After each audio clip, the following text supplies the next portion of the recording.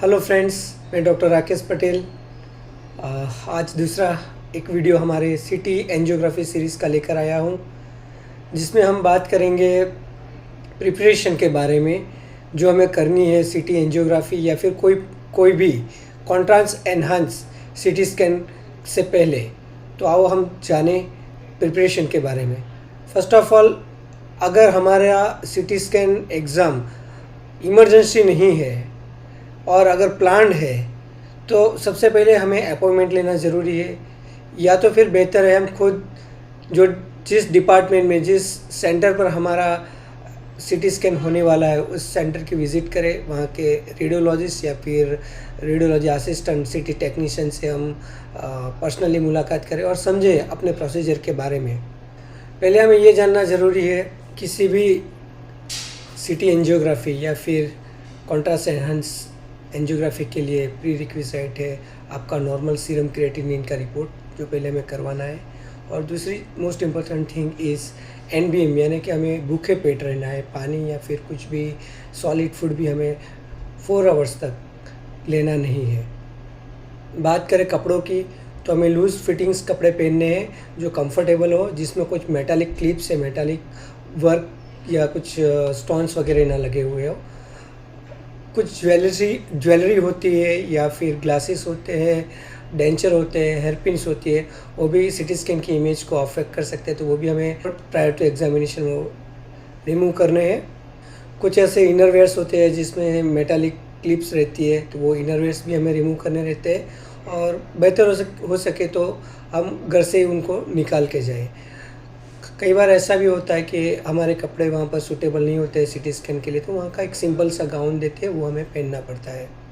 कई बार कुछ हेड और नेक की जो एंजियोग्राफी है उसके लिए हमें कुछ हमारे डेंचर होते हैं जो हम रिमूव कर सकते हैं, तो वो निकालने होते हैं, या फिर कुछ हियरिंग एड्स हम पहने हुए हैं तो वो भी हमें निकालनी होती है। सिटी एंजियोग्राफी के लिए जाए एक करीबी रिश्तेदार रिलेटिव को साथ में लेकर जाए, क्योंकि किसी भी कॉन्ट्रास्ट एनहांस सिटी से पहले एक हमें कंसेंट देना होता है।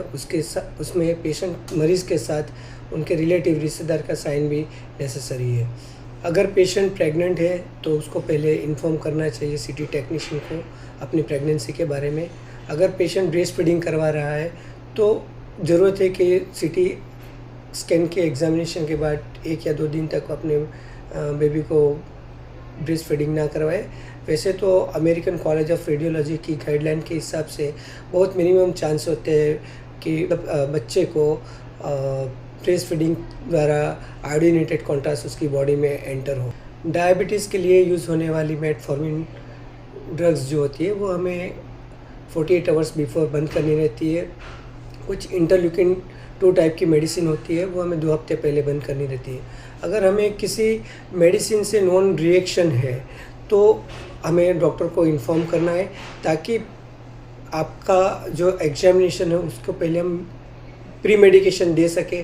कुछ स्टीरॉयड या ऐसे ड्रग्स हम एंटी एलर्जिक ड्रग दे पाए, ताकि जो एलर्जी है उसका चांस मिनिमम हो जाए। दोस्तों, आजकल ज़्यादातर सेंटरों में जो भी IV कॉन्ट्रास्ट यूज़ होता है वो नॉन आयनिक यूज़ होता है, और नॉन आयनिक कॉन्ट्रास्ट के बहुत कम रिएक्शन होते हैं। फिर भी हमें प्रीफर करना चाहिए उसी सेंटर्स में जहाँ पर IV कॉन्ट्रास्ट एक एक्सपर्ट के अंडर, यानी कि एक एनेस्थेटिस्ट के ऑब्जर्वेशन के अंदर दिया जाए, ताकि अगर कुछ भी रिएक्शन आए, चाहे वो माइनर हो या सीवियर हो, प्रॉपरली उसको हैंडल कर सकते हैं ऐसे डॉक्टर की प्रेजेंस में ही, यानी कि एनेस्थेटिस्ट की प्रेजेंस में ही अगर हम सिटी एंजियोग्राफी करवाएं तो बेटर रहेगा। यूजुअली सिटी एंजियोग्राफी का जो प्रोसीजर होता है, जो एक्चुअल कट्स होते हैं सिटी स्कैन के मशीन पर जो हमारा टाइम जाता है वो हार्डली 5 to 15 मिनट्स के बीच में एक ख़त्म हो जाता है। लेकिन बाकी टाइम जो सेंटर होते हैं अपने प्रोटोकॉल के हिसाब से आपको ऑब्जर्वेशन में रखते हैं। इमीडिएट या फिर डिलेड रिएक्शन के लिए आपको ऑब्जर्वेशन में यहाँ पर रुकना होता है। और जो NBM होता है वो भी मतलब आप प्रोसीजर के बाद पानी या खाना कैसे स्टार्ट कर सकते हैं वापस, उसके बारे में भी आपको वहाँ पर समझाया जाता है। तो वो सब के लिए आपको वहाँ पर करीबन 1 घंटा रुकना पड़ता है। उसके बाद आप अपने घर या फिर काम के लिए जा सकते हैं अगर आप फिट है तो। पोस्ट प्रोसीजर हमें ज़्यादा से ज़्यादा पानी पीना है जब डॉक्टर हमें अलॉट करे। After completion of procedure 24 to 48 hours हमें मैक्सिमम पानी पीना है, ताकि जो भी कॉन्ट्रास्ट डाई हमें इंजेक्ट की है वो हमारे किडनी से फ़िल्टर होकर यूरिन में बाहर निकल जाए। अगर आपको कुछ डिलेड रिएक्शन आते हैं, जैसे कि माइन और वॉमिटिंग, नोज़िया होता है, या फिर इचिंग, रेसिस होते हैं, अर्टिकारिया होता है, तो आप इमीडिएटली अपने डॉक्टर को आप कांटेक्ट कर सकते हैं ताकि उसकी इमीडिएट ट्रीटमेंट हो सके। मैं फिर से एक बार समराइज़ करना चाहूँगा सारे पॉइंट्स जो कि हमें ज़रूरी है सीटी एंजियोग्राफी की प्रिपरेशन के बारे में। अगर आपका सीटी एंजियोग्राफी प्लान्ड है तो प्रायर अपॉइंटमेंट लीजिए।